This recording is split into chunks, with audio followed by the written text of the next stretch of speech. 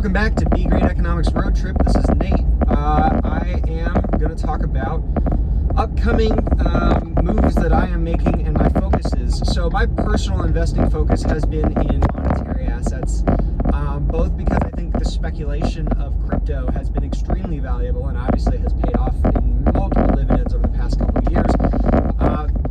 But the other way that I've been doing this is with precious metals, and I know that they seem like as though they're down, and in real purchasing power, they are actually capitulating. They are falling pretty heavily. But that is a great opportunity to be buying these things. One, things to invest in. Cryptocurrency, if you have no allocation, is probably not a smart move. You need some type of allocation because honestly, at this point, we are seeing that this is not going away. That the adoption trend is 100% more users every single year in crypto. Every single year, globally, 100% more. It's year over year adoption, and it's not just, yes, they get brought in because of the high yields from speculative booms because there's a limited supply meeting a higher demand. But what you also have is innovation that replaces a lot of the negatives that come with banks. You don't get overdraft fees. You get the opportunity to take out a loan instantly. And so these opportunities to go short and go long and earn interest on providing liquidity are great places to put yourself for the future. But I would allocate small portions of your total net value, your asset value, your total wealth should be a small portion in crypto on these speculative moves, especially when they're up this high. Now, that doesn't mean that they can't go higher, but as I said in the previous video, current market trends indicate that we're going to see a speculation drop off at some point. Now, I think that when you go on the risk scale, Bitcoin offers you less risk for more reward, even when including something like Ethereum, where the risk reward ratio really only plays out if you use it in conjunction with Bitcoin. And so we're going to watch people say like Ethereum's going to be Bitcoin, Ethereum's going to be Bitcoin. But what we see is a Cantillon effect. That's where a stronger money wins out against another money, or one asset's overperformance of another, even in a collapse, is still better. And the Cantillon effect here would be to take the side of the play that's going to be more protective. So you'd go Bitcoin. So even if it falls less than everything else. And I know that the narrative isn't playing out like that right now because of the boom, but it did this the last cycle. So I feel like as though this is just kind of like hype. This is part of the hype, right? The other thing that I'm looking to protect myself with and get opportunity is to buy low valued assets. And so when we get to monetary assets, it's gold and silver.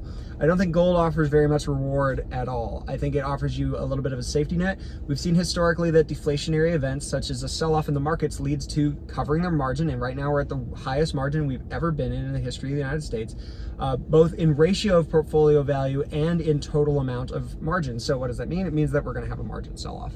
So when we do finally kill off this extra leverage, now we can't call a top. We don't know when that's going to happen, but we see more and more signals coming in that this is getting more and more dangerous. So we should be building a position. There's an accumulation time in gold and silver where it's gone up, it's retraced back down. This is just a down leg overall. If you're wrong, then you have a small percentage to lose on this hedge and a large percentage to gain as you transfer in as things get worse. So I would be looking to take advantage of the Cantillon effect here of metals versus housing versus stocks. That housing is about average and market is about average in terms of purchasing power. And stocks are really high, and when stocks collapse, it's going to take out that margin, which homes also have a lot of leverage against them right now. We have the highest amount of refinancing that's ever happened in the United States, which means, again, that what are they doing with that refinancing? They're either out having fun or they're buying stocks or crypto. So you want to be looking for an opportunity to take advantage again of that Cantillon effect. Keep reaping your rewards back into the next thing that's going to take that cash flow advantage. And so you go into precious metals, and then you want the leverage on it, and so you take the miners. Now the miners mean that on the downside you're going to get a lot of downside, but on the upside you get a lot of upside. So you might want to stack those minimally, and then when you see a deflationary crash or the Cantillon effect begin, then you ride that train the rest of the way and take that momentum there. A lot of miners also offer a dividend, so a lot of them are actually honestly value stocks. You have PEs below 20, so I mean, like, they're actually value stocks. They're worth holding long term. Now when we get into the next thing I want to talk about is energy plays. Now there's a couple of energy plays. When we have these drop-offs in equities, we have where the demand for energy begins to decline. because the productivity begins to decline with it. And this is kind of where I think that we see a transfer of wealth from equities into energy cost, because we haven't invested much into our energy production. We've been so focused on batteries and so focused on solar and renewables that we've missed out on one, we've done almost nothing to advance ourselves on nuclear, which is an opportunity. And right now it's mined at about $60 a kilogram for uranium, and it sells for $40. So you are actually mining it and selling it at a loss. Now that's not to say that it's necessarily a bad industry to be in. It means that it's undervalued and underinvested. The same thing goes for oil, where yes, it's up, and I think that people are going to expect that oil stocks are just going to continue to plummet while the price of oil goes up. I think that they're guessing wrong in that the underinvestment in oil companies is going to need to go up in order to get more oil, because we are going to need more to continue advancing.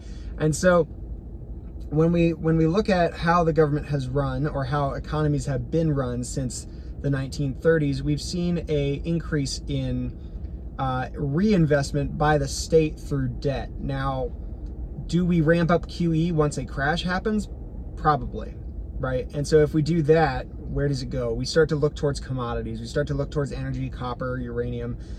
We look at oil. We look at timber, things like that, where the inflation is going to get very high in those things in order to respond to the excess money that's been applied. It did this in the 1930s, it did this in the 1970s, and those two were without QE, and then in 2008 we saw it again.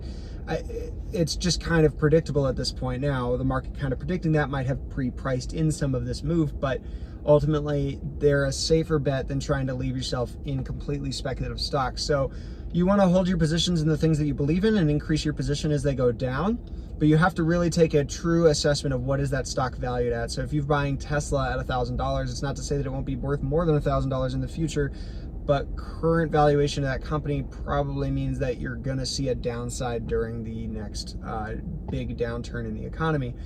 So you just want to be watching for these risks and try to take advantage of that Cantillon effect. Even if you don't want gold or silver, it doesn't really matter. All that matters is where's the cash flowing, where's your opportunity lie next, and the multiples are going to be there because the other investments are not going to be performing, and you want to always be performing. So traditional investment advice usually involves buying and holding, and I don't think that that's going to hold up in this next move. My last speculative move, and this one is down a lot, and that is why I kind of just have started allocating more and more rewards into it, and that is to put equity into things that like marijuana stocks. And the reason why is because I think that as we hit into a crash and as we hit into a bad economy and as we're looking for votes, we're going to get a lot more speeches about legalizing marijuana for its tax revenue base and to increase jobs and productivity. Most Americans are not really adverse to this at this point. 47 out of the 50 states all have some form of legalized marijuana, so I think that the federal government will eventually alleviate the tax cost and the operating cost that being unbanked that has been placed upon these marijuana stocks. So we generally see an uptrend from the March 2020 lows, and we've seen an uptrend from there, and we saw a blow off top earlier this year as a lot of pro-weed congressmen got elected, and then they promoted the idea, but they didn't actually act on it. And Congress didn't really put a lot of effort into acting on it, and so it died off. And that early rally, I think, is just an initial sign of what's coming. So you could buy THCX, or you can buy individual stocks. I like Curaleaf, and I like Planet 13 as long-term plays. And I think adding to these at this point is probably a low value where your percentage downturn is small.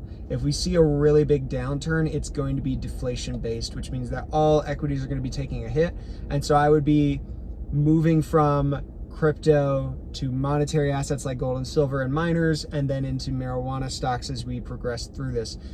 After that, we can begin to resume a long-term uptrend in equities, but there's going to be a debt washout, and it's going to be dependent on how the economy handles this and what the next policies are. So thanks for watching. Those are my current thoughts on taking these moves. I realize that not everybody agrees with everything that I say, and I don't really care. I'm just taking on my assessment of the current market and situations, and so far it's been working for me. So thanks for watching. I'll see you all again.